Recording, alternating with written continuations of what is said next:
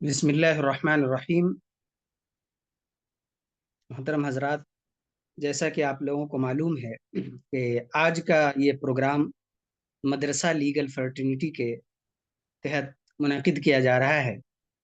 और मदरसा legal fraternity तमाम हिंदुस्तान के मुख्तलिफ मदारिस इस्लामिया से के फ़ारिग़ तहसील और कानून कानून ग्रेजुएट शरिया कानून में ग्रेजुएट्स किए हुए उलमा और फुजला की एक तंजीम है और उनकी एक जमात है जो शरिया कानून में स्पेशलाइजेशन के बाद मुख्तलिफ यूनिवर्सिटीज़ और लॉ कॉलेजेस से लॉ कर रहे हैं या उन्होंने कानून की तालीम मुकम्मल कर ली है और अब मुख्तलिफ कोर्ट्स के अंदर वो प्रैक्टिस कर रहे हैं।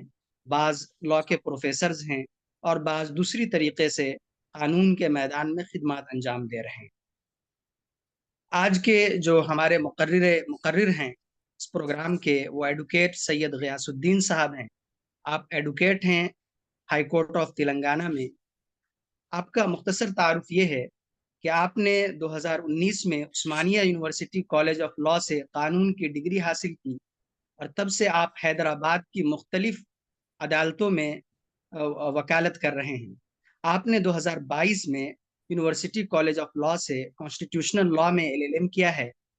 आप आपने यूएपीए यानी गैर कानूनी सरगर्मियों की रोकथाम एक्ट रियासत तेलंगाना का एक पायलट मुताला के तहत आपने बस बतौर रिसर्च स्कॉलर के काम किया है और ये तहकीक faculty of law SOAC university of London और centre for criminal justice reform and research NALSAR university के इश्तराक से अंजाम पाया था।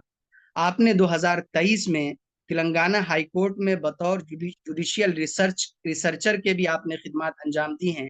इसके अलावा आपने नालसार यूनिवर्सिटी के एक्सेस टू जस्टिस प्रोग्राम के तहत अजीम प्रेमजी यूनिवर्सिटी के इश्तराक से अंडर ट्रायल प्रिजनर यानी जेर समात कैदियों के लिए मुनसिफाना मुकदमे के वकील फेयर ट्रायल एडवोकेट के तौर पर भी काम किया है। तो और तो मैं अपने मेहमान मुकर्रिर से बसद एहतराम गुजारिश करूंगा कि आज का आप अपना मुहाजरा शुरू फरमाएं। आज के मुहाजरे का उन्वान है critical analysis of essential practices of religion under the Indian constitution, यानी मजहब की लाजमी अमली बायात आईन हिंद की रोशनी में एक तनकीदी जायजा। इंशाअल्लाह हम इस मौजू पर बहुत ही बसीरत अफरोज खिताब सुनेंगे। मैं गुजारिश करता हूँ सैयद गयासुद्दीन साहब से, बराए करम अपना मुहाजरा शुरू फरमाएं। जी, अस्सलाम वालेकुम वरहमतुल्लाहि वबरकातुहू। शुक्रिया अब्दुल्ला भाई। आ- आपने मुझे दावत दी और जो है सुना इस मौजू पे बातचीत करने के लिए बुलाया। तो जैसा कि आपको पता है कि टॉपिक जो है essential practices of religion under the constitution of India. तो ये जो एसेंशियल प्रैक्टिसेस ऑफ रिलीजन है, जिसको आप आवाज़ आ रही है ना मेरी? जी जी, आपकी आवाज आ रही है, जी, बिल्कुल आवाज। चलिए, ठीक है। एसेंशियल प्रैक्टिस ऑफ रिलीजन, ये ऐसा टॉपिक है जहाँ पे सुप्रीम कोर्ट ऑफ इंडिया ने बारहा ये एक प्रिंसिपल को इजाद किया। ये प्रिंसिपल को इजाद किया, ये डॉक्ट्रिन को मतलब प्रपोज किया वेरियस केस लॉस के जरिए। कॉन्स्टिट्यूशन के अंदर आपको एसेंशियल प्रैक्टिसेस ऑफ रिलीजन का जिक्र नहीं आता है। जब हम रिलीजन की बात करते हैं तो आर्टिकल 25 हमारे नज़र में आती है, जो ये कहता है कि भाई every individual is having right to practice their religion. लेकिन at the same time fundamental rights के अंदर रहते हुए हमें समझना जरूरी है कि राइट टू रिलीजन का रोल क्या है, उसकी हैसियत क्या है, और उसको कैसा जो है सो सुप्रीम कोर्ट ने इंटरप्रेट किया। तो तभी हम इस राइट को एक्सेस कर पाएंगे, उसको समझ पाएंगे कि किस तरह का ये सिस्टम बनाया गया। तो अगर आप कॉन्स्टिट्यूशन ऑफ इंडिया के अंदर आर्टिकल 25 को देखते हैं, तो ये आर्टिकल 25 जो कहता है आपको, आर्टिकल 25 कॉन्स्टिट्यूशन,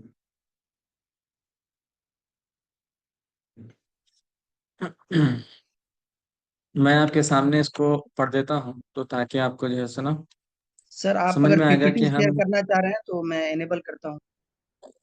नहीं नहीं, मैं जस्ट स्क्रीन शेयर करना चाह रहा था, जस्ट आपको। ओके ओके ओके ओके, मैं बस। हाँ जी। जी, स्क्रीन शेयर करने की इजाज़त दे दीजिए आप मुझे। जी सर। च- ठीक है।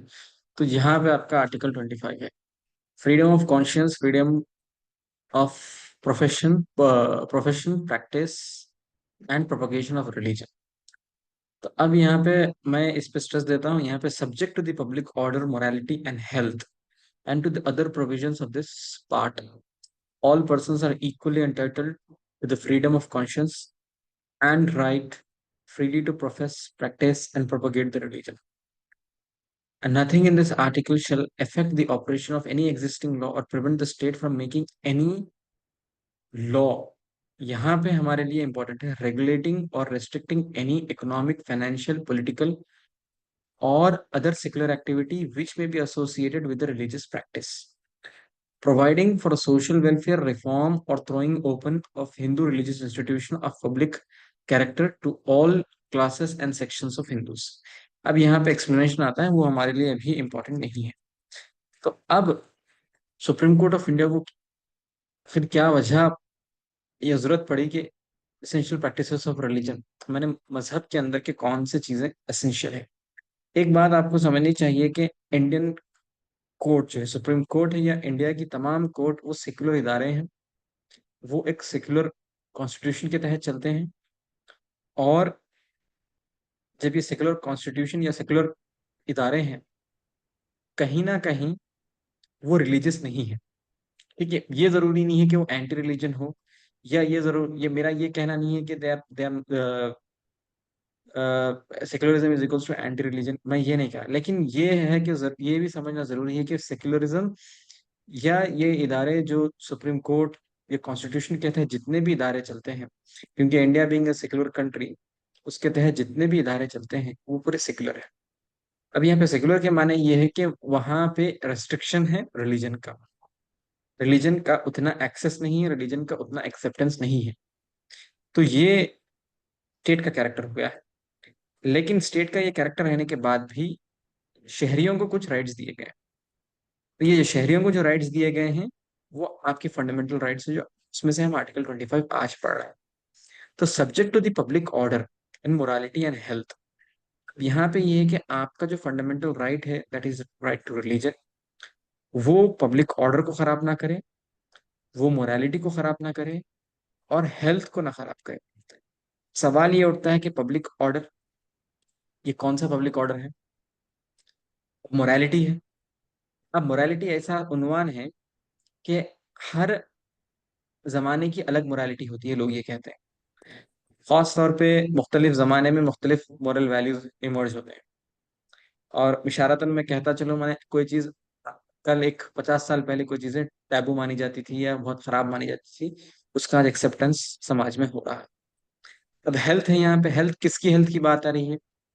क्या ये वो आदमी जो रिलीजन प्रैक्टिस कर रहा है उसकी हेल्थ की बात हो रही है, या कुछ ऐसी रिलीजियस प्रैक्टिस जिससे सामने वाले आदमी की हेल्थ पे इफेक्ट पड़ रहा है? And to other provisions of this part, माने आपका फंडामेंटल राइट रेस्ट्रिक्टेड है to public order, morality and health and to the other parts. अब यहाँ पे फंडामेंटल राइट्स, क्योंकि आर्टिकल 25 फंडामेंटल राइट्स का हिस्सा है, तो मुख्तलिफ रेस्ट्रिक्शंस है फंडामेंटल राइट्स के ऊपर, वो भी इस पर लागू होंगे। All person are equally entitled, उसके बाद all person are equal if your religious practice, आपका अगर मजहब public order, morality and health और दूसरे जो रेस्ट्रिक्शन है उसको पास करता है, तो तब जाकर के आपके पास फंडामेंटल राइट है टू प्रैक्टिस द रिलीजन, आप कर लीजिए। नाउ नेक्स्ट क्लॉज पे आते हैं, नथिंग इन दिस आर्टिकल। अब ये नेगेटिव है, देखिए माने ये कि एनेबलिंग है, एनेबल कर रहा है, ये कह रहा है कि nothing nothing in this article shall affect the operation of any existing law or prevent the state from making any law. अब यहाँ पे सवाल उठता है कि prevent the state from making any law, माने ये कि कोई चीज आप ये कहते हैं ना कि ये हमारा मजहब का हिस्सा है, ये आपको जो है सुना कंफर्म नहीं करेगा कि आप के राइट को जो है सुना, मतलब it will not B an absolute right. क्यों? कि महज ये कह देना कि ये हमारे मजहब की प्रैक्टिस है, that is not sufficient. State तब भी आएगा, और प्रिवेंट, यहाँ पे जो वर्ड आ रहा है, और prevent the state from making any law, माने state can may regulate any law with regard to regulating or restricting any economic, financial, political, or secular activity which may be associated with a religious practice. अब यहाँ पे ये है कि if any religious practice that is symbolically वो religious practice है, लेकिन it has connection with the economic, financial, political, or other secular activity which may be associated with the religious practice, then ऐसे मसाइल के अंदर स्टेट माने government कानून ला सकती है। उसके बाद दूसरा चीज क्या है? Providing for social welfare and reform. अब यहाँ पे आइए, सोशल वेलफेयर एंड रिफॉर्म और the throwing open of Hindu religious institution of public character to all classes and sections of the Hindus. अब ये जो है आपका article 25 sub clause 2 sub clause B जो है, providing for social welfare and reform for throwing open of Hindu religious institutions, यहाँ पे untouchability वाला मसला है। नाउ ब्राह्मण cannot say that by denying or by observing untouchability or by denying the access of Hindu temples to the Dalits, he cannot say that he is practicing his dharma or his religious practice, because that religious practice is not allowed. State can open the Hindu temples for all sections of Hindus. ये अब कानून सिर्फ कानून नहीं है, बल्कि एक social reform का भी शक्ल ले रही है। नाउ एक एक बात यहाँ पे ये है, economic, financial, political and secular activity हो गई। दूसरी तरफ ये तो आप दूसरी चीजें, दूसरी चीज ये सोशल वेलफेयर एंड रिफॉर्म। अब what kind of social reform है, सोशल वेलफेयर है, ये एक पॉलिटिकल डिस्कशन है, ये कानूनी डिस्कशन नहीं है। क्योंकि कई बार कई चीजें आप समझते हैं कि मतलब रिफॉर्म के तौर पे आ रही हैं। जैसे अगर आप ट्रिपल तलाक का मसला ले लें, तो उसमें जो आर्ग्यूमेंट था स्टेट का वो ये था कि हम यहाँ पर सोशल रिफॉर्म की बात कर रहे हैं औरतों के हकूक के तहत। Now the question was that, दो चीजें थे यहाँ पे। एक तरफ आदमी का आपका पर्सनल लॉ है आर्टिकल 25 के तहत, विच टॉक्स अबाउट कि जो है ना, यहाँ पर फंडामेंटल आपके पास शरीयत एप्लीकेशन एक्ट है जिसके अंदर मुस्लिम सब्सटैंटिव लॉ अप्लाई होगा। लेकिन दूसरी तरफ विल दैट क्वालिफाई, अगर आपको वो प्रैक्टिस को क्वालिफाई करना है कॉन्स्टिट्यूशन के तहत, तो आपको ये समझना होगा कि प्रोवाइडिंग, ऐसा कोई कानून आता है जिसके अंदर ट्रिपल तलाक को बैन किया जाता है, उसको जो है सुना ममनू किया जाता है, तो ये काके में गवर्नमेंट बताएगी कि जो है सुना ये social reform and social welfare का लेजिस्लेशन है and we are not interfering with the religion. अगर आप जनरल पब्लिक ओपिनियन में डिस्कशन आएंगे एज अ पॉलिटिकल सर्कल्स के अंदर, उसके साथ साथ जो कॉन्स्टिट्यूशनल आर्ग्यूमेंट है जो अपोज कर रहा है ट्रिपल तलाक को, ये आर्ग्यूमेंट है providing social welfare and reform. अब यहाँ पे बहस पब्लिक ओपिनियन की है आपके पास कि हाउ, किस तरह से आप ट्रिपल तलाक को ये कहते हैं कि भाई it is a social reform, या ये कि किसी औरत का जो है सुना ब्रोकन मैरिज या नॉन फंक्शनिंग मैरिज से निकलना उतना ही इम्पोर्टेंट है जितना जो है सुना आपको जो है सुना कोर्ट में केसेस लड़ना है इंस्टेंटली अगर आप वो मैरिज से बाहर निकल। ठीक है, हम उस पर नहीं जाते, moving on to further discussion. Article 25 में हम ये आते हैं। ठीक है, अब हमें ये समझना बहुत जरूरी है कि आर्टिकल 25 तो आपकी ये बात क्या है, दूसरी तरफ सुप्रीम कोर्ट को क्यों आखिर मतलब आपको आर्टिकल 25 से, अब हम आर्टिकल 26 पे जाते हैं।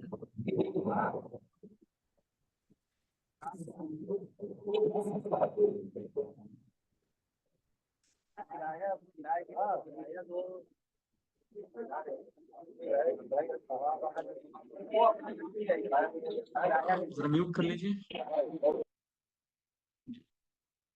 तो अब मूविंग ऑन, हम दूसरा जो आर्टिकल आते हैं आर्टिकल 25 से आर्टिकल 26 पे, freedom to manage religious affairs subject to public order, morality and health. Every religious denomination or any section thereof shall have the right to establish and maintain the religious institution and religious charitable to manage their own। अच्छा, यहाँ पे देखिए, to manage its own affairs in the matter of religion, own and to acquire movable and immovable property and to administer such property in accordance with the law। तो ये हो गया आपका religious affairs के मैनेजमेंट में है। अब हम दूसरी तरफ, जो हमारे लिए इम्पोर्टेंट है कॉन्स्टिट्यूशन ऑफ इंडिया के अंदर का, ये सारे राइट्स जो हमें मिल रहे हैं, इसका आर्ग्यूमेंट यूं है कि they are against the state. Fundamental rights are implemented against the state.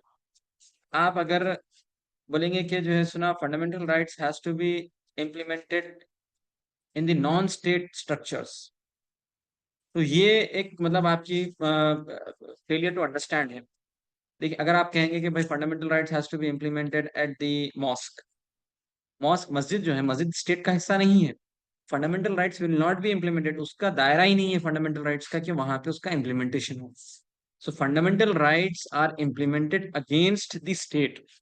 They are वो, अगर आप मतलब कि अगर फैमिली में बोलेंगे कि भाई फंडामेंटल राइट्स लागू करेंगे, तो आप वहां पे जो है सो कानून की बात नहीं कर रहे हैं, दस्तूर की बात नहीं कर रहे हैं, बल्कि आप कुछ और बात कर रहे हैं। लेकिन कॉन्स्टिट्यूशन का जो दायरा है जहाँ पे फंडामेंटल राइट्स लागू होंगे, वो स्टेट के दायरे में लागू होंगे। स्टेट जो जो स्टेट का जो जो हिस्सा है, वहां पे जो है सो फंडामेंटल राइट्स लागू होंगे। हम अपनी बहस, अपनी बातचीत को जो है सो ना आगे ले आते हैं। बस मैं रेफरेंस निकाल रहा हूँ।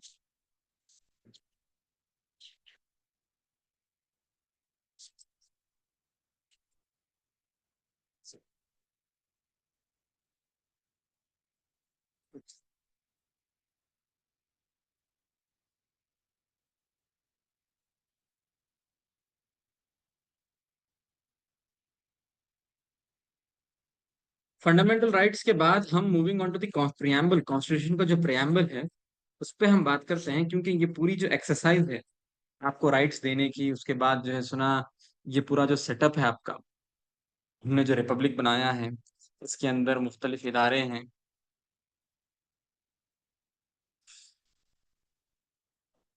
उसके अंदर जो इम्पोर्टेंट आउटकम है,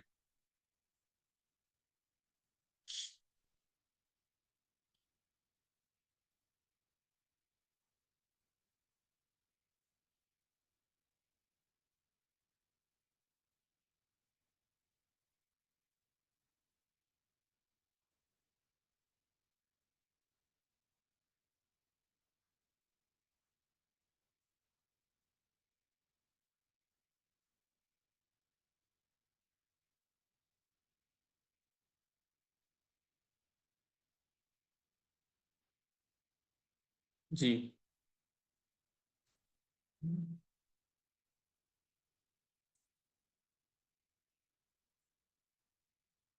प्रेम्बल ऑफ इंडियन कॉन्स्टिट्यूशन के अंदर एक चीज है, we the people of India, ये सारी चीजें हैं जो हम सॉवरेन कह रहे हैं। Constitute India is a sovereign state, republic, socialist, secular, democratic republic है।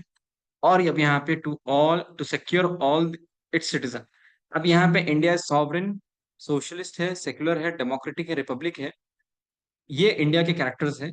लेकिन ये इसीलिए है ताकि वो अपने सिटीजन्स को क्या दें, जस्टिस दें in social, economic and political, liberty of thought, expression, belief, faith and worship, equality of status and opportunity, and to promote among them fraternity, assuring the dignity of an individual and unity and integrity of the nation।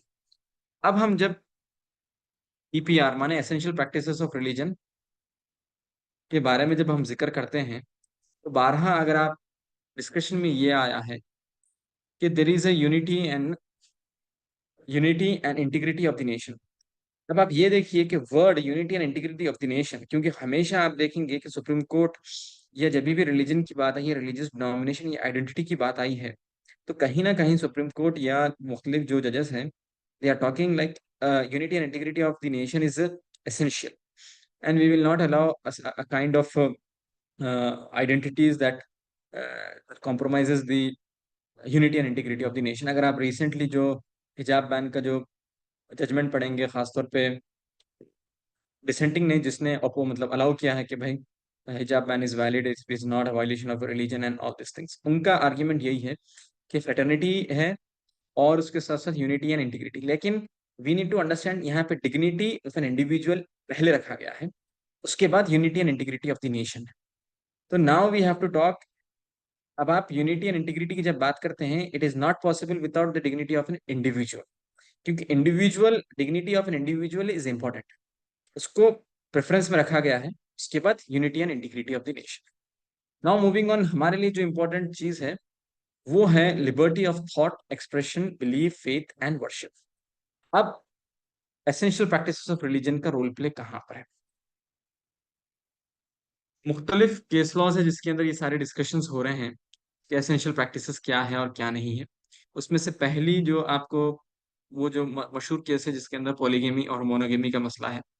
यहाँ पे महाराष्ट्र का जो judgment है जो कहता है कि हिंदुओं को जो मोनोगेमी के ऊपर मैंडेटरी ही रखा गया है और polygamous marriages are not allowed. तो उनका ये कहना है कि पिटिशनर का कि हमें भी हक होना चाहिए कि हम भी जो है ना पॉलीगेमस मैरिजेस करें, क्योंकि that is a violation of article 14। क्योंकि एक मुसलमान को वो चीज़ की इजाज़त दी जा रही है और एक गैर मुस्लिम को उस चीज़ की इजाज़त नहीं दी जा रही है, which means it is a violation of article 14। Article 14 क्या कह रहा है? इक्वालिटी बिफोर लॉ, मतलब no person shall be discriminated, equal protection of law and equality before law वाला आर्ग्यूमेंट है उसके अंदर, कि हर एक को बराबरी के साथ देखा जाएगा। तो सुप्रीम कोर्ट का ये कहना है कि ये जो हमने रिफॉर्म लाया है, this is a reformative legislation.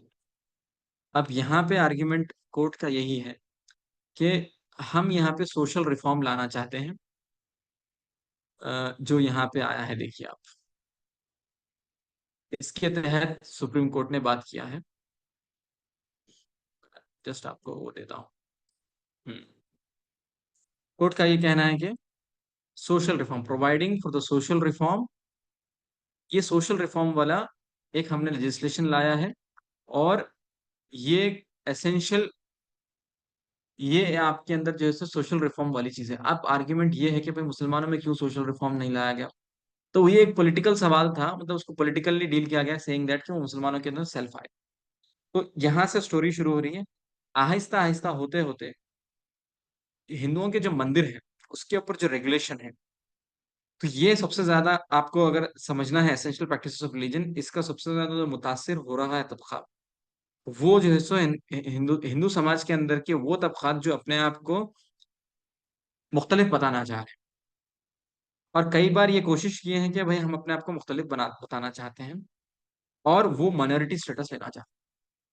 लेकिन सुप्रीम कोर्ट का हमेशा ये आर्ग्यूमेंट रहा है कि ये संप्रदाय है, these are not the religion, religion in a sense. उसी तरह से एक वेस्ट बंगाल का एक जजमेंट है जिसमें एक मुख्तलिफ गुरु के कुछ फॉलोअर्स थे, डिसाइपल्स थे, उन्होंने कोर्ट में फाइल किया कि भाई we should be treated as minority. ये क्यों? क्योंकि माइनॉरिटीज को राइट दिया गया इंस्टीट्यूशन स्टैब्लिश करने का और मैनेज करने का, कुछ उनको जो है ना राइट्स दिए गए। आर्टिकल 29 है उसके अंदर, आर्टिकल 26 है to manage their own religious affairs.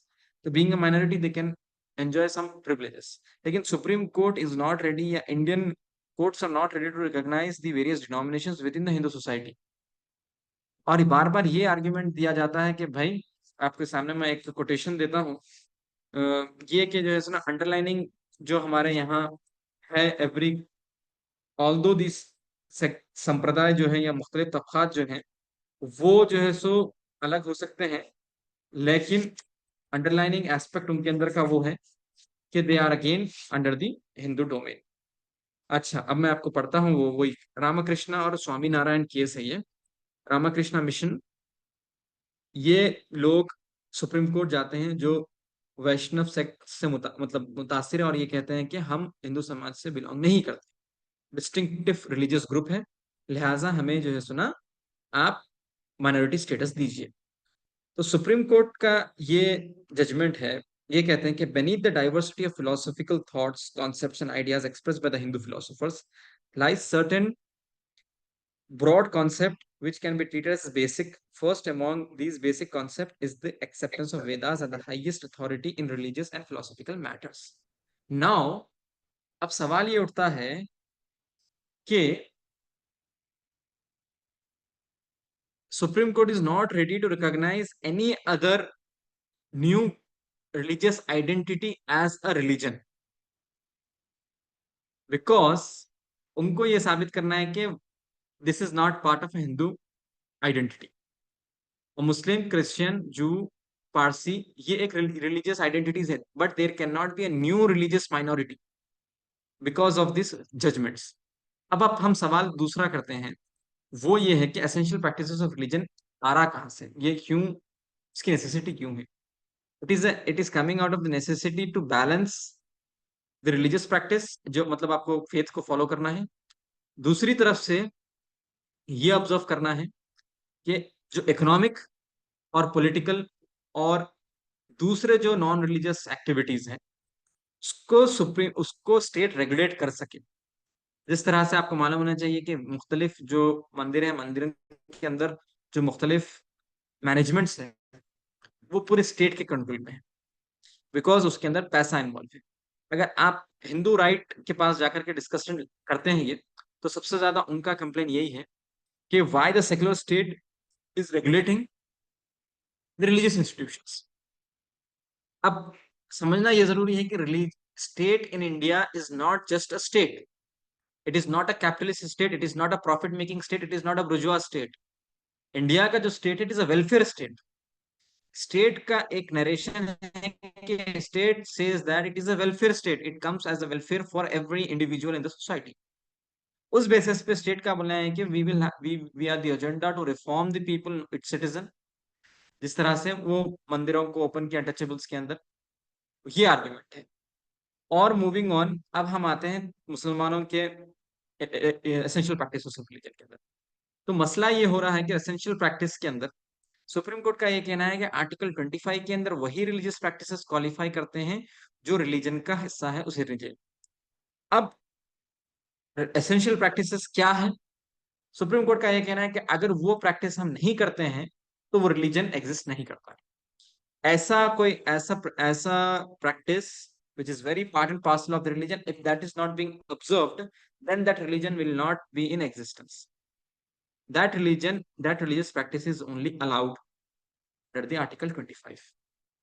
तो एक तरह से article 25 is the most restricted, सबसे कमजोर जो आर्टिकल है कॉन्स्टिट्यूशन के अंदर, वो आर्टिकल 25 है। उसके रेस्ट्रिक्शंस भी बहुत ज्यादा हैं। उसी के साथ साथ एसेंशियल प्रैक्टिसेस से आने से ये प्रॉब्लम आया है। तभी हम लेटेस्ट, एक तो आपका इस्माइल फारूकी का जजमेंट है जो ये कहता है कि भाई मस्जिद, mask is not an essential part of the religion, because आप मस्जिद कहीं पे भी पढ़ सकते हैं नमाज, लिहाजा आपके पास जो है सुना, you don't have a right to claim mosque as an essential part of the religion. अब ठीक है, ये एक चीज हो गई। उसके बाद यहाँ पे जो अन इवननेस है, माने the law is not confirmed by the supreme court कि आप कौन से चीज को कैसा लेंगे। सुप्रीम कोर्ट सेज दैट कि भाई मस्जिद कहीं, नमाज कहीं भी पढ़ी जा सकती है, इस वजह से आपके पास मस्जिद is not an essential part of the religion. उसके बरक्स there is a judgement of one individual जो है सुना यूपी पुलिस में है, वासिफ फसी बोल, फसी, हाँ फसी is a petitioner in that, जिसमें उनका एक कहना है कि मैं दाढ़ी रखने का मेरा हक है, it is a violation of religious practice. अगर कोई ये मतलब कोर्ट गवर्नमेंट ये कहती है कि I should remove my beard. Now the question is that this man goes to the supreme Court, high court या Supreme Court, saying that it is essential for a Muslim to keep a beard, and if I am not going to keep a beard, then it is a violation of my religion, and I've been discriminating. There is a discrimination from the side of the state. The Supreme Court says that you have failed to prove your right from the Quran, although this man has cited Hadith and Bukhari and so on. अब now Supreme Court को ये समझाना जरूरी है कि इस्लाम के अंदर religion is not just about what is there in Quran, because Quran तो एक वही का हिस्सा है, रेवलेशन है, लेकिन religion is something beyond Quran भी। सुप्रीम कोर्ट अब यहाँ पे ये कर रही है कि it is going by literalist approach. Literalist माने जो आपके पास मुख्तलिफ, हमारे यहाँ जो आता है कि भाई दूसरा जो स्कूल ऑफ थॉट है जो गैर मुखल्लिद है, जो ये लिटरली कुरान को अप्रोच होता है। तो supreme court is trying to say कि जो सुना कुरान, ये हदीस, आपके पास दाढ़ी का मसला नहीं है, so that this is not an essential part of your religion, for that reason.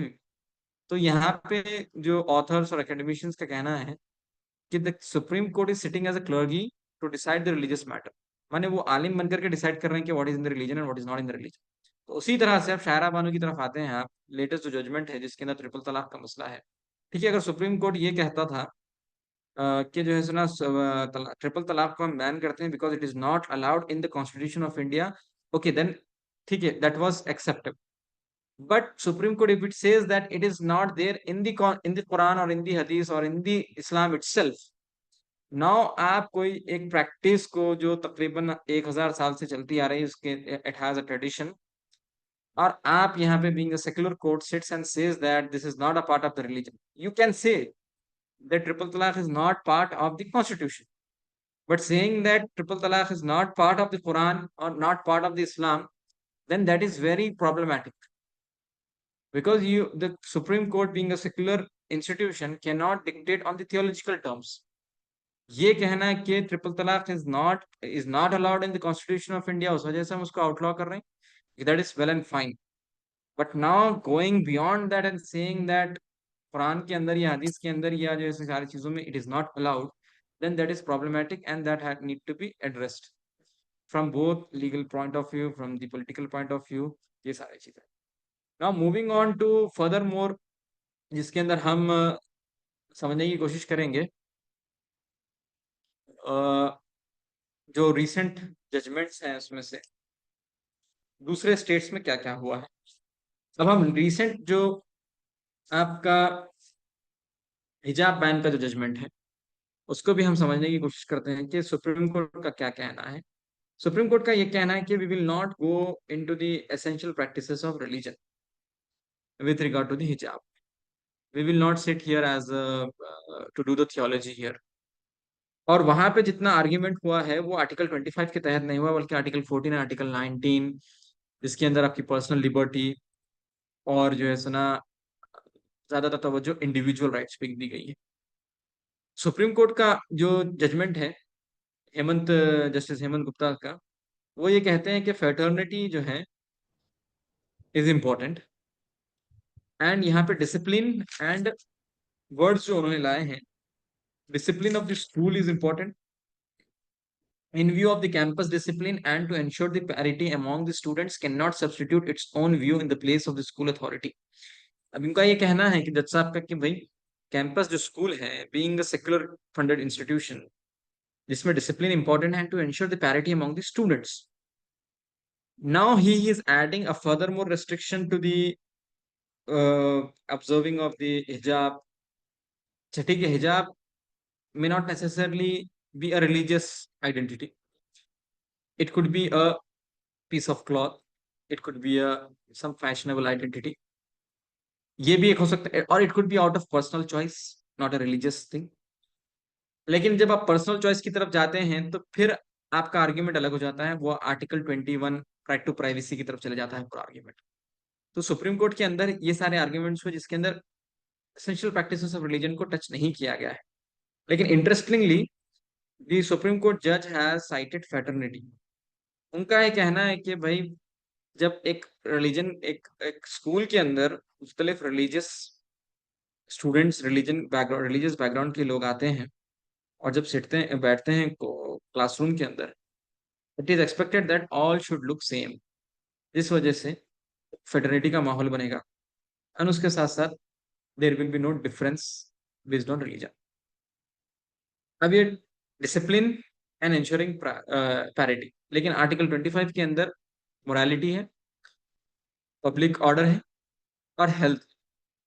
जब कोई लड़की हिजाब ऑब्जर्व करती है, neither there is a disturbance to the public order, neither there is a issue with regard to the health, और nor with regard to the any other thing. लेकिन the argument goes to a further extent, कहीं ना कहीं अगर आप between the lines पढ़ने की कोशिश करेंगे, it is like it is a reformative legislation wherein the state is trying to reform these kids, ताकि वो जो है सुना मोर रिलीजियस उसमें ना जाए।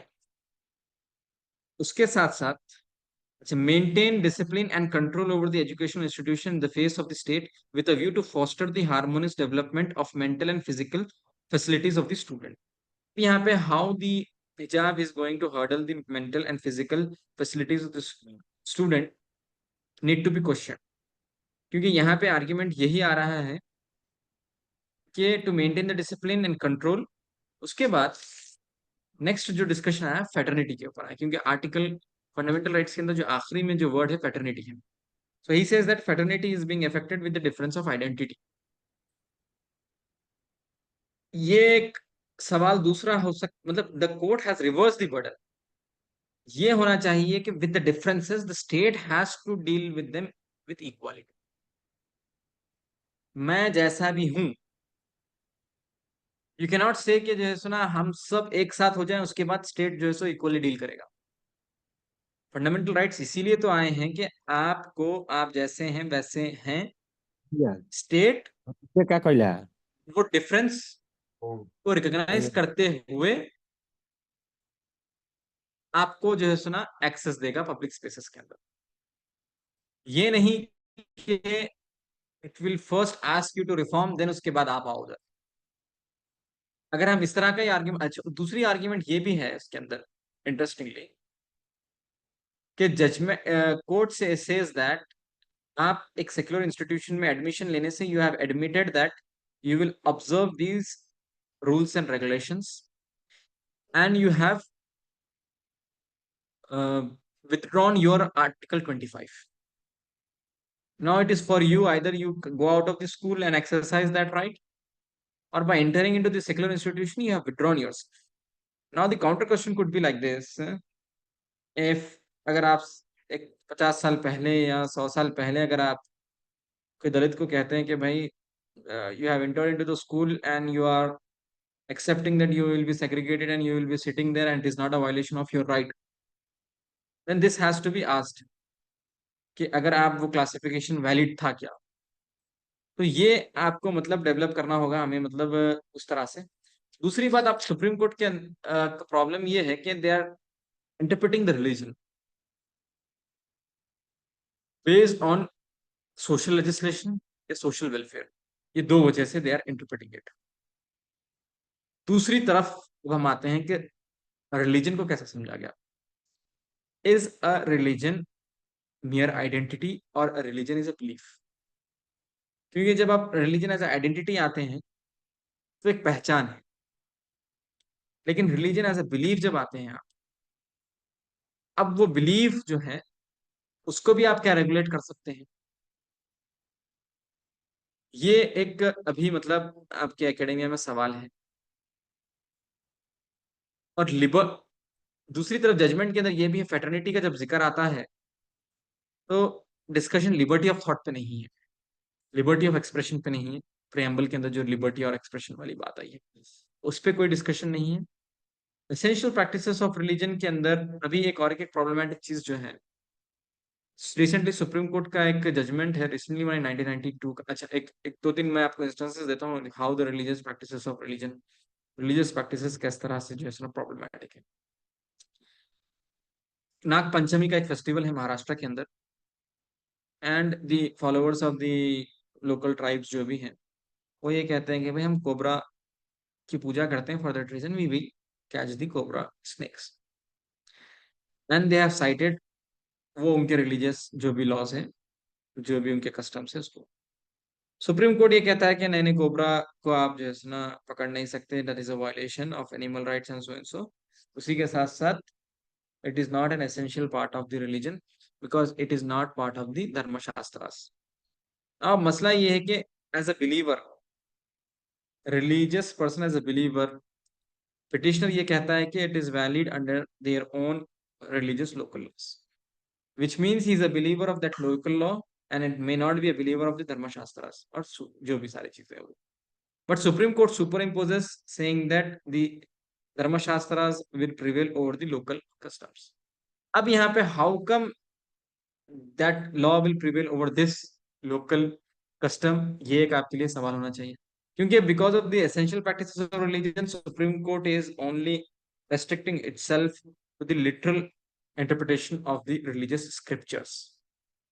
ये बहसत हिंदुस्तान के जो इस्लाम आपको आया है जिसके अंदर वेरियस स्कॉलरली ओपिनियंस है। देखिए अगर आप कुरान को महज समझेंगे कि भाई इट इज रिलीजन, देन वो तो वही का हिस्सा है, वो तो बेसिस है। लेकिन उसके ऊपर जो आपके पास स्कॉलरली वर्क हुआ है, Supreme court is not ready to acknowledge that because of the essential practices of religion. आपके पास जितना बैकग्राउंड में काम हुआ है, तो ये literalist approach, the essential practices of religion is validating the literal approach of the Quran, जिसके अंदर you will interpret it by word without going into the context. तो moving on, to the discussion जिसमें आप identity की तरफ जब हम आते हैं तो अच्छा, रिलीजन फंडामेंटल राइट्स जो आपके हैं उसमें से कुछ ग्रुप राइट्स हैं, कुछ आपके individual rights. Now moving on to this Article 25. Article 25 is just a individual right. अब आप देखेंगे कि जो है सुना freedom of conscience and freedom of so and so all persons यहाँ पे आया है. ठीक है, all persons means irrespective of, ये ग्रुप राइट्स नहीं है, इंडिविजुअल राइट है. वेरास आर्टिकल 26 आपका जो है ये ग्रुप राइट है. वो ये क्या कहता है मैं अभी आपको देता हूँ ग्रुप राइट्स.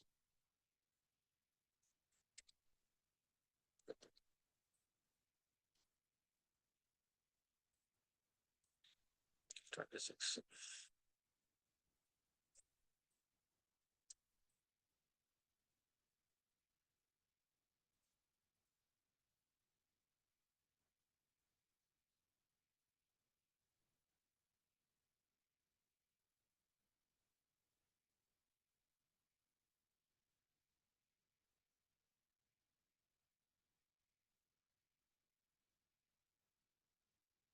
एसेंशियल प्रैक्टिसेस के अंदर आपके लिए हमारे लिए सवाल ये भी हो सकता है कि डेफिनेशन ऑफ माइनॉरिटी, बिकॉज ये भी एक इम्पॉर्टेंट चीज है कि there can not be a new minority.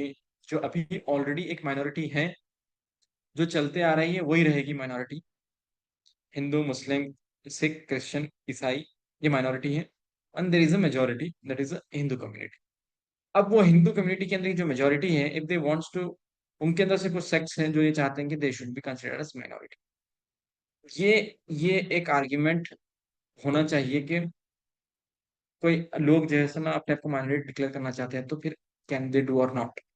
क्योंकि कहीं ना कहीं कोर्ट्स और कॉन्स्टिट्यूशन और लॉ का इंटरप्रिटेशन इस तरह से है कि this is the minority and these are the minority groups, these are the majority groups. बल्कि कॉन्स्टिट्यूशन के अंदर यहाँ पे ये है कि भाई आपके पास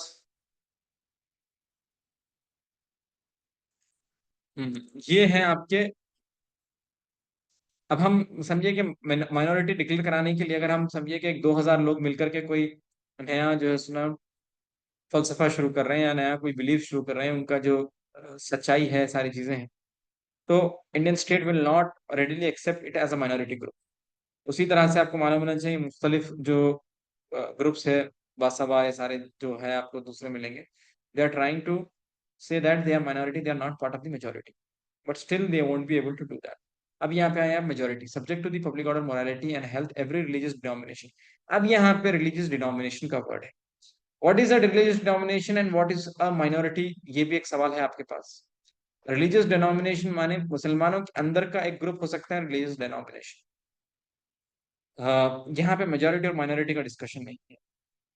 एसेंशियल प्रैक्टिसेस के अंदर सबसे इंपॉर्टेंट जो जजमेंट है जो मुसलमानों से ताल्लुक है वो सैफुद्दीन बुरहानुद्दीन का एक केस है जिसके अंदर राइट टू एक्सकम्युनिकेट, माने दाऊदी बोहरा के अंदर उनके जो दाई मुतलक है उनके पास ये पावर है कि ही कैन एक्सकम्युनिकेट अ पर्सन, माने उसका वो बहिष्कार कर सकते हैं if he is not following the orders of the मुर्शद.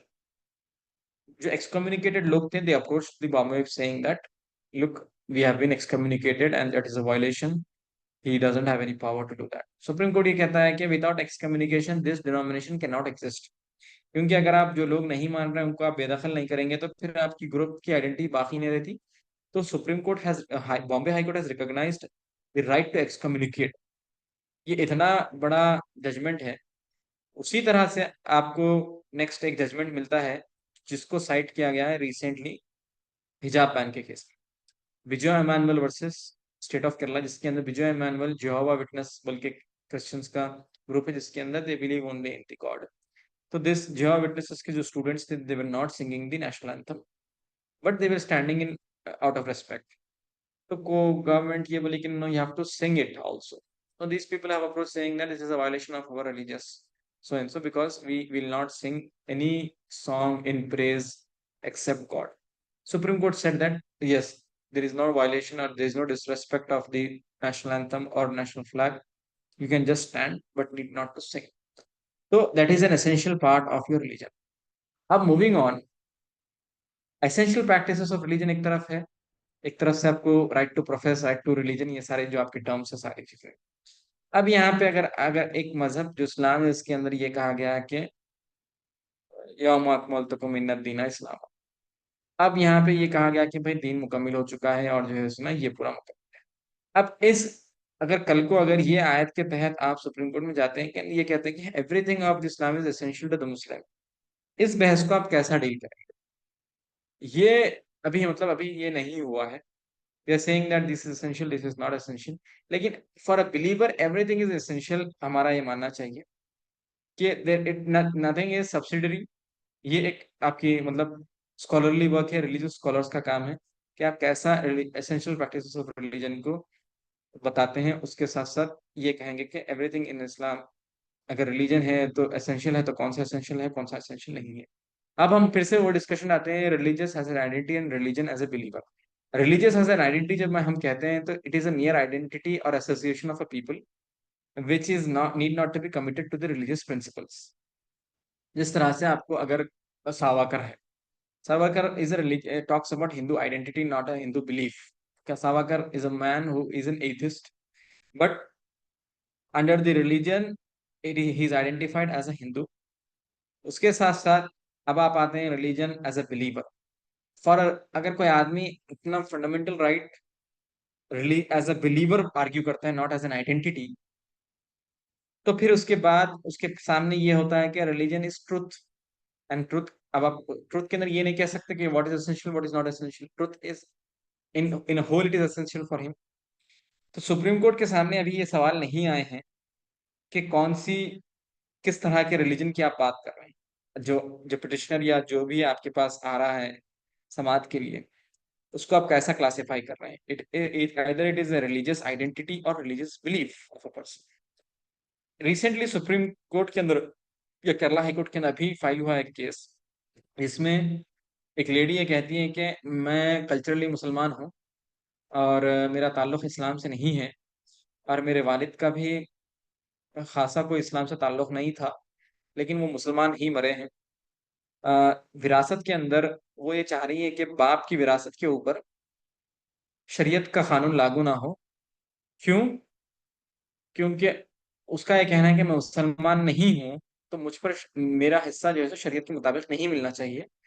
मेरा हिस्सा मिलना चाहिए एज पर दी सिविक लॉ, जिसके अंदर सिविक जो रेगुलर लॉ है जिसके अंदर आधा हिस्सा मुझे मतलब औरत को मिलना चाहिए।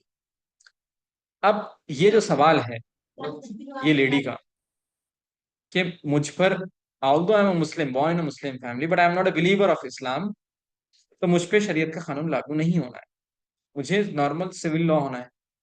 अब ये इतना कॉम्प्लेक्स क्वेश्चन है, it is not just about personal law, it is about an inheritance. मतलब आप विरासत को किस तरह से तकसीम करोगे। अब वो सुप्रीम कोर्ट या हाई कोर्ट में पिटिशन फाइल की है कि सेइंग दैट कि कोई ऐसा लॉ नहीं है जो मुझे ये कहता है कि भाई आई विल नॉट, शरीयत मुझ पे लागू नहीं होगी बोल के, बाय डिफॉल्ट मुझ पे लागू होगी। लेकिन एक डिक्लेरेशन भी है आपको शरीयत एप्लीकेशन एक्ट के अंदर, वो कहता है कि भाई मुसलमान लिख करके देंगे शरीयत उसके ऊपर लागू होगी।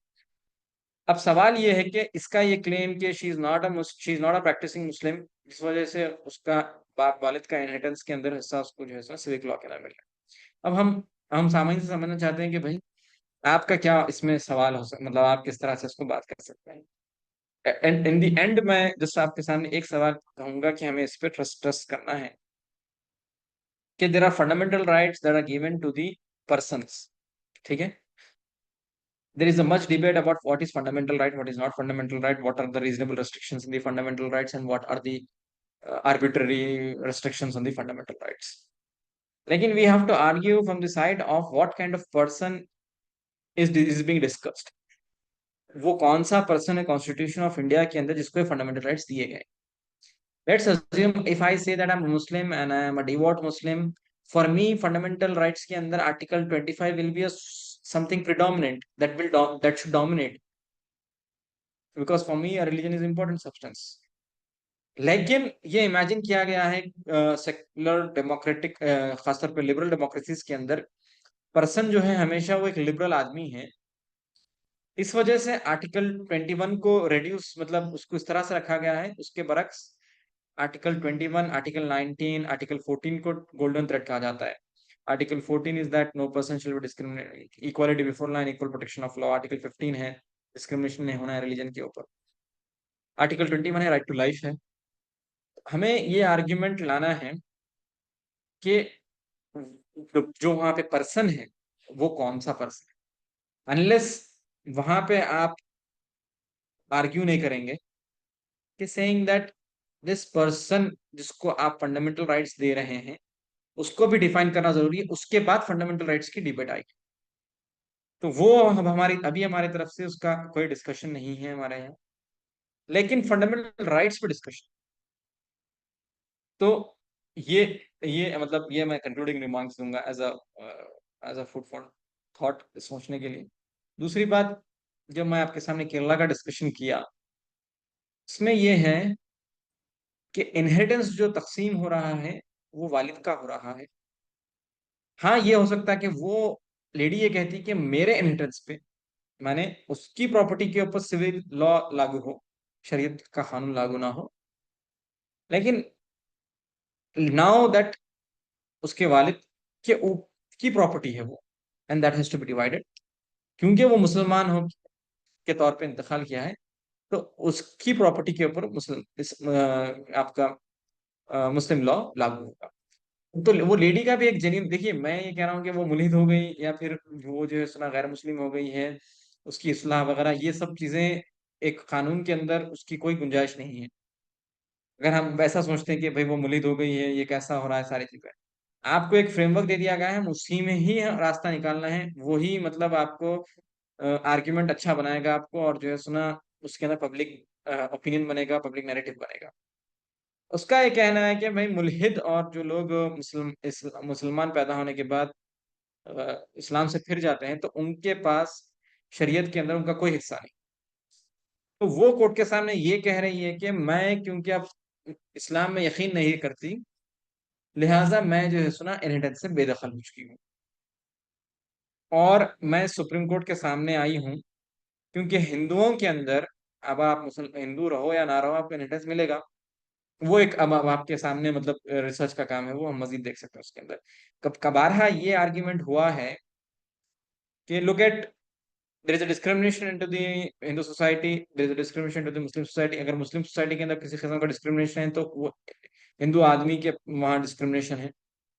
तो ये जो कंटेम्पररी या फिर आपके पैरेलल जो कंपैरिजन है, इसको भी आप कैसा डील करते हैं और इसको कैसा रेस्ट्रिक्ट करते हैं, ये भी एक एडवोकेट्स फोरम या एडवोकेट कम्युनिटी का काम होना चाहिए कि ड्रॉ द लाइंस कि आप किस तरह का कंपैरिजन चाह रहे हैं। क्योंकि रिसेंटली हिजाब बैन के अंदर the petitioners have cited a judgment wherein the Supreme Court said कि scarf is not mandatory for Sikh community, जिसके अंदर वहाँ पंजाब और हरियाणा का है, गुलरीन कौर बोलकर एक जजमेंट है।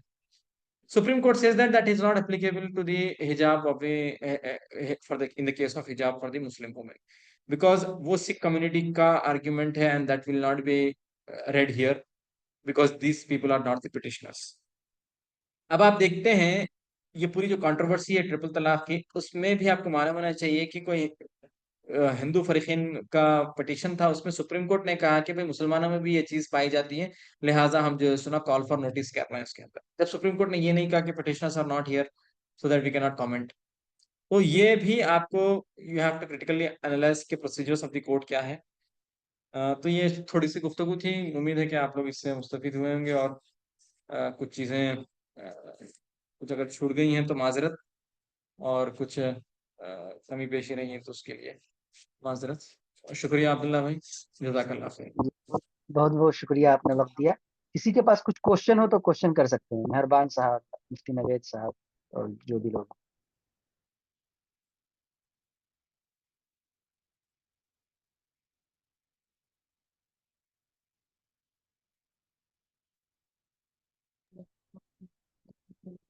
मेरा एक सवाल है सैयद गयासुद्दीन साहब, आपने तज़किरा किया कि सबसे ज्यादा जो है यूसीसी अफेक्ट करेगा हिंदू कम्युनिटीज को, आपने कुछ का नाम लिया, तो क्यों ऐसा नहीं दिखता है कि वो लोग फ्रंट लाइन पर आकर इसको अपोज करते हुए नहीं दिखते हैं? इस तरीके से मुसलमानों की तरफ से ये चीजें दिखती हैं। हम्म। तो क्या मसला वजह यूं है है और कि इसको आप कैसे उसका उसका उसका मसला ये है कि हमारे यहाँ से वो मौजुआत पे हमारा कोई अप्रोच ही नहीं है। मतलब वो जो विद इन अभी हम मतलब हिंदू हिंदू मुसलमान ही के डिस्कशन में है, लेकिन जो संप्रदाय हैं उनके जो मसाइल हैं और उनका जो मतलब बारहा ये कहना कि भाई ये हिंदू मेजोरिटी ही का हिस्सा है। जब देखिए कानून का बनना या कानून पे जो चर्चा होती है वो कानून ही पे नहीं चर्चा होती है, वो सियासत का हिस्सा होती है। इस तरह से आपका वक्फ का बिल का बनना या ट्रिपल तलाक का बनना, मतलब उस पे पहले सियासत हो, उसके बाद फिर उस पर कानून की बात होती है। कानून ऐसा ही मतलब ये कोई ऐसा कानून इलाही कानून नहीं है कि आसमान से उतरेगा। ये लोगों में डिस्कशन होगा तो तभी जा करके वो चीजें निकलेगी। तो उसमें से आपको ये देखना है कि हिंदू रिलीजियस इंस्टीट्यूशंस जो है, आपका एंडोमेंट एक्ट है, एंडोमेंट एक्ट के अंदर काफी आर्ग्यूमेंट्स है। एक शिरूर मंदिन बोलकर एक जजमेंट है, उसका जस्ट मुझे याद नहीं आ रहा, लेकिन वो एक बहुत इंपॉर्टेंट है एसेंशियल प्रैक्टिसेस ऑफ रिलीजन को लेकर के। इसमें काफी आर्ग्यूमेंट्स हैं कि how why the state wants to interfere into the religious institutions of the Hindus. लेकिन state is not interfering into the, अभी आर्ग्यूमेंट ये भी है कि why state is not interfering into the Hindu Muslim institutions, ये भी एक आर्ग्यूमेंट है। लेकिन स्टेट का ये कहना है कि we are entering into your institutions because of the social reform purpose. ठीक है, but why are not entering into the Muslim institutions. अब यही कहीं ना कहीं स्टेट का भी ये आर्ग्यूमेंट है कि state is also a symbolically Hindu, it is of a Hindu identity symbolically, although it is a principle is a secular, but symbolically there is a Hindu identity is intact in it. So there is a good confidence between the institution हो जो run कर रहा है institution और जो state के लोग हैं, there is a good mutual confidence जिस वजह से वो सारे लॉज आए। Whereas with regard to the Muslim community there is lack of trust है, जिस वजह से even the state doesn't want to interfere. अभी वक्फ अमेंडमेंट बिल आए हैं जिसके अंदर काफी मैनेजमेंट स्टेट के हाथ में जा रहा है। तो ये एक है इसके अंदर आर्ग्यूमेंट। तो आपको मतलब ये हमें ये समझना है कि सेक्युलर आर्ग्यूमेंट्स के जरिए से you will not be able to exercise use religious argument, religious rights. अभी जो हमारा प्रिडोमिनेंट आर्ग्यूमेंट है, India is a secular country, for that reason we are having a right to observe our religion. That is very problematic, क्योंकि being a secular आप बोल रहे हैं कि you will exercise your religion. आपको religion religious argument में ही religion को आर्ग्यू करना है, क्योंकि आप जब सेक्युलर आर्ग्यूमेंट में जाकर के आप रिलीजन को आर्ग्यू करेंगे, you are accepting the framework of the secular domain.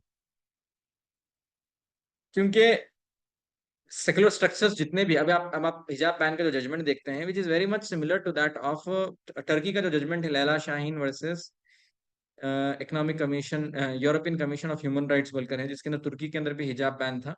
हिजाब बैन के अंदर सारे आर्ग्यूमेंट्स आए, बट उसके अंदर ये था कि भाई we want to develop a kind of social cohesion and something national unity and so we will not allow religious symbols to be displayed in the educational institutions. वो लोग जो है सुना state has won into the European Union also. At the same time उसी तरह का आपको France के अंदर भी आर्ग्यूमेंट मिलेगा। अब आप हिजाब बैन का जो जजमेंट है, डिसेंटिंग ओपिनियन नहीं बोल रहा हूँ मैं, we will not go into the dissenting opinion. Hemant Gupta साहब का जो जजमेंट है आप उसको इस वक्त पढ़िए, इसके अंदर नेशनल आर्ग्यूमेंट ज्यादा है, नेशनल सिक्योरिटी का डिस्कशन ज्यादा है। अच्छा, दूसरा एक आर्ग्यूमेंट, अभी हम जब फंडामेंटल राइट्स के ऊपर बात कर रहे हैं, एसेंशियल प्रैक्टिसेस ऑफ रिलीजन के अंदर सबसे बुनियादी चीज जो हमें बात करनी चाहिए फंडामेंटल राइट्स को लेकर के, फंडामेंटल राइट्स आर, ये सुप्रीम कोर्ट का जजमेंट है, खासतौर पे इमरजेंसी के वक्त बहुत डिसेंटिंग ओपिनियन था और काफी चर्चा में रहा और हाईली अप्रिशिएबल डिसेंटिंग नोट है। सुप्रीम कोर्ट ने बारहा मतलब कई बार, मैंने समझता हूँ कि ऐसा हमेशा डिसेंडिंग ओपिनियन ही जो है सुना उसके बहुत मतलब अवाम के लिए मतलब सराहे गए। Majority opinions were also like were always going in the justification of the state. Dissenting opinion ये था कि भाई fundamental rights are not the creature of the constitution. Even if the constitution goes away, the fundamental rights will be in existence. Fundamental rights are not fundamental because they are in constitution.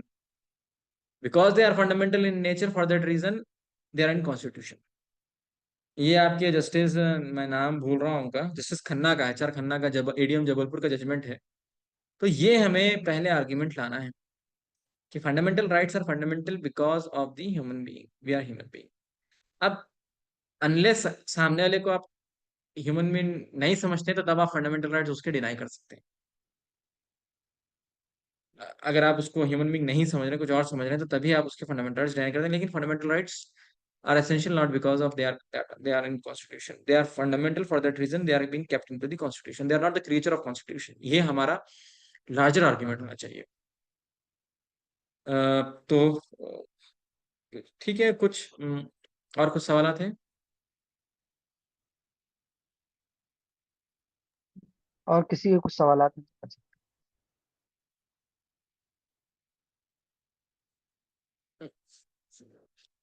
अभी एक essential practices के अंदर ये एक और एक argument है कि भाई what is protected under the religion is the practices of the religion but not the. अब आप बताइए कि जो है ना जायदाद की तकसीम, how come that is a religious affair? ये हिंदू राइट की तरफ से है कि भाई आप अगर जायदाद का तकसीम करना चाहते हैं, how that is a religious affair? ये तो सेकुलर अफेयर है, लोगों के जो है सुना जायदाद का तकसीम करना। अब खुदा और इंसान के बीच में के जो ताल्लुकात है, खासतौर पे how to pray and how to observe all that spiritual being, जो भी आपके स्पिरिचुअल चीजें हैं, उसको तो हम छेड़छाड़ नहीं कर रहे हैं।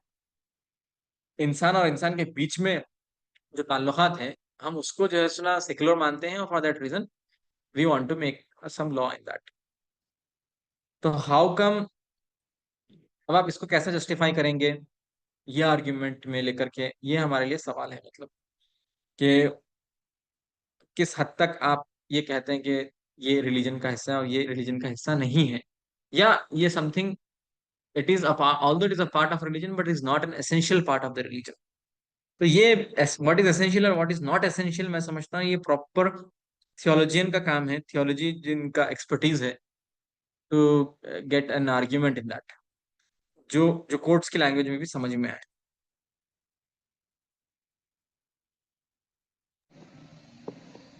जी, मेहरबानी अस्सलाम आपने वालेकुम। बिल्कुल। जी वालेकुम सलाम। सर मेरा एक क्वेश्चन था कि कोर्ट ने किन किन चीज़ों को जो है एसेंशियल प्रैक्टिस में डिक्लेयर किया है कि एसेंशियल प्रैक्टिस में मानी जाएंगी? कोर्ट ये कहता है कि भाई एसेंशियल प्रैक्टिस, अब देखिए, अब आप कोर्ट ने किन किन चीजों को एसेंशियल नहीं डिक्लेयर किया है, मैं वो बोल सकता हूँ। जिस तरह से आपका ज़बीहा बकरीद में करना गाय का, सुप्रीम कोर्ट ने कहा कि ये भी जो है इसमें एसेंशियल प्रैक्टिस नहीं है, saying that Hanif Qureshi versus Gujarat, state of Gujarat vote करें। फिर रिसेंटली जो है सुना, अभी बॉम्बे हाई कोर्ट का एक जजमेंट है जिसमें जैन कम्युनिटी ने जो है सुना मीट एसोसिएशन के ऊपर केस फाइल किया था, उसमें भी ये कहा गया कि भाई it is not an essential part. तो arguing within the framework of essential practice या right to religion will be counterproductive, हमारा ये कहना है, rather than you argue under the article 14, article 19, article 21। Article 21 ये कहता है right to life, जिसके अंदर रेस्ट्रिक्शंस बहुत कम है। आर्टिकल 14 ये कहता है कि no equality before law and equal protection of law. Equal protection of law के अंदर डिस्कशन ये है, मतलब मेरा ये बताना है कि you will not be able to succeed, क्योंकि देखिए जूरिस्प्रूडेंस जिसको कहते हैं आप, जूरिस्प्रूडेंस इज इंपॉर्टेंट। जब तक आप जूरिस्प्रूडेंस को नहीं समझेंगे कि किस वेंटेज पॉइंट से आपको आर्ग्यू करना है केस अपना, ये बहुत क्लैरिटी होना जरूरी है हमें, कि आप कौन से राइट्स के अंदर अपने आप को प्रोटेक्ट करेंगे। नॉट नेसेसरली दैट माइट आपका रिलीजियस एक्टिविटी होगी वो, लेकिन आपको उसको अपनी personal choice, freedom of speech, freedom of choice के ऊपर आपको लेना है इसको। क्योंकि being a secular state, India will always try to restrict a religion. ये एक एडमिटेड फैक्ट है, आप इसको मतलब अपनी तरफ से तोड़ मरोड़ के मत पेश करिए कि जो है सुना, और अपनी तरफ से माने हमारे यहाँ जो होता है बार बार कि हमें जो है सुना मजहब की आज़ादी है, सारी चीज़ें फंडामेंटल राइट्स के अंदर, फंडामेंटल राइट्स से ज़्यादा इंपॉर्टेंट उसके रेस्ट्रिक्शंस इंपॉर्टेंट है। अनलेस आप रेस्ट्रिक्शंस को नहीं पढ़ेंगे, आप फंडामेंटल राइट्स को नहीं समझते। रेस्ट्रिक्शंस के अंदर ही, मतलब क्योंकि because this is a gathering of lawyers, उस वजह से मैं इस पे स्ट्रेस कर रहा हूँ। सुप्रीम कोर्ट ने कौन सी चीजों को मजहबी नहीं, मतलब एसेंशियल प्रैक्टिसेस नहीं कहा है, उसकी लिस्ट हम दे सकते हैं, लेकिन कौन सी चीज एसेंशियल है अभी वो लेवल पे, मतलब अभी वो लेवल पे आर्ग्यूमेंट नहीं, मतलब जुरिस्प्रूडेंस डेवलप नहीं हुआ ये चीज़ों पे। अब मतलब देखिए, अब आपकी जो सुना, मस्जिद is not essential part of the religion, how. अच्छा, अब ये भी देखिए, अब आप, if you talk about essential practices of religion, saying that a religion will be taken up and then it will be examined, लेकिन सावरकर का ये कहना है कि Hinduism is what Hindu does. अब आप ऐसे स्टेटमेंट को कैसे एग्जामिन करोगे? कल अगर सुप्रीम कोर्ट में जाता है, फिर आपका बॉम्बे हाई कोर्ट का जजमेंट है विच says that Hindutva is a way of life. अब जितनी इलेक्टोरल लेजिटिमेसी मिली है हिंदुत्व को एंड एक्सेप्टेंस मिली है कि अब आप हिंदुत्व के नाम पे वोट ले सकते हैं, that will not be a violation of code of conduct, election code of conduct. It is because of the supreme Court judgment which says that Hindutva is a way of life. So the judiciary has legitimized the whole this word. The Hindutva word has been legitimized. If we know which religion is not a way of life, then Hindutva is also not a religion then. So this अब आप जब तक isolation में पढ़ेंगे चीजों को, then that will be बहुत problematic होगा आपको। We have to expand अवर आप कैसा मतलब चीजों को चुनते हैं और उसको कैसा आर्ग्यू करते हैं, वो हमें बताना है, सब ये बात डिस्कस करना है, चर्चा करना है।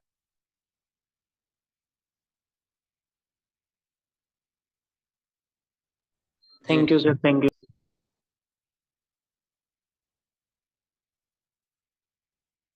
सर जैसे गैर मुस्लिमों में वहां जी, पर जैसे इस तरह का अनटचेबिलिटी वगैरह की प्रैक्टिसेस थी, तो वो तो थोड़ा बड़ी हद लाउडर, तक थोड़ा हार्म लाउडर। कर रही है। जी, मेरी आवाज आ रही है? जी आ रही, आ रही। जी। जी आ सर कि रही है। जैसे, जी जी जी, मैं ये कह रहा था कि जैसे गैर मुस्लिमों में अनटचेबिलिटी वगैरह की प्रैक्टिसेस हैं, थी हिंदू हिंदू रिलीजन में हम्म, हैं भी। ये हम्म, सब, ये तो बड़ी हद तक सोसाइटी को हार्म कर रही है ये सब चीज। लेकिन जैसे अभी हिजाब जी, वगैरह का इशू चल रहा था, उसमें उन्होंने ह्यूमन एंगल और बहुत सारे एंगल दिए। तो इस पूरे हम्म, पूरे डिबेट को आप किस तरीके से देखते हैं, और क्या चीजें एसेंशियल हम्म, प्रैक्टिस होनी चाहिए ये सारी चीजों को देखकर, ये जो चल रही है, और क्या चीजें नहीं होनी चाहिए? क्योंकि बहुत सारी चीजें हैं जो देखिए बाकी की देखिए, सोसाइटी। राइट। तो अभी हमें ये कोशिश करना है कि भाई Supreme Court should not interpret what is essential and what is not essential, आपका ये आर्ग्यूमेंट होना चाहिए। It should Supreme court is not being a secular court, does not have a legitimacy to interpret a religious book. पहली चीज ये, either supreme court कुछ ऐसी religious bench बनाए जिसके अंदर people who are train to the religious laws will be invited to interpret it. ये political आपका मतलब मुद्दा है, लीगल नहीं है मुद्दा है। Because all the supreme Court, पूरा जो आपका जुडिशरी है वो कॉमन लॉ पे ट्रेंड है।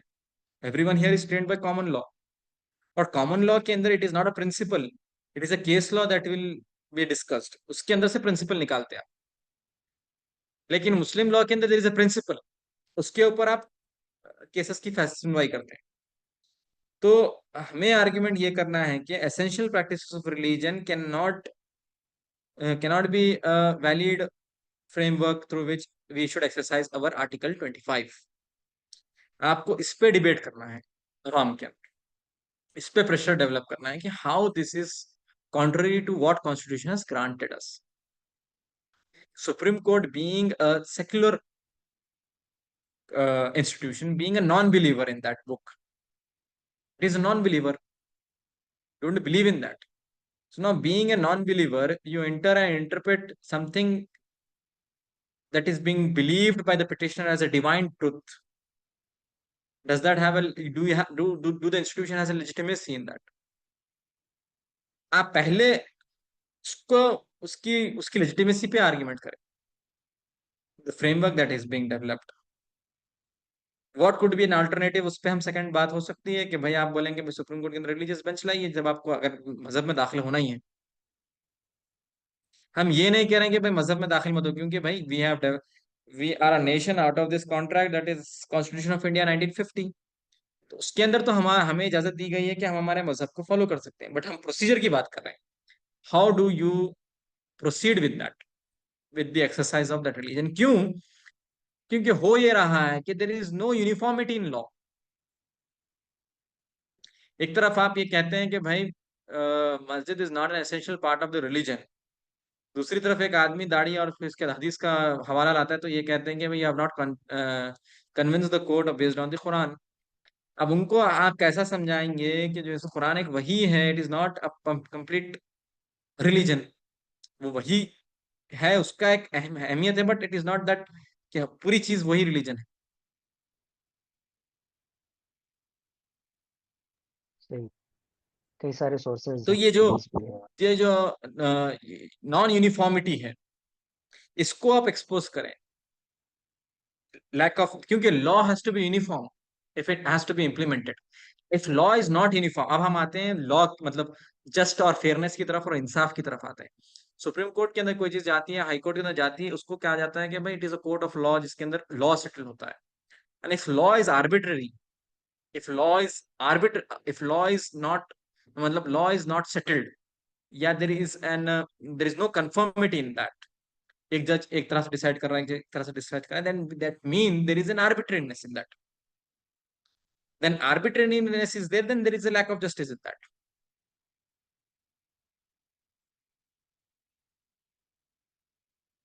Okay sir.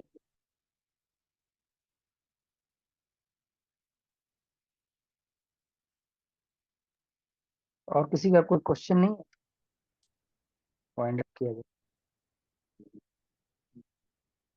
ठीक है, फिर इजाजत दें। जी जी सर।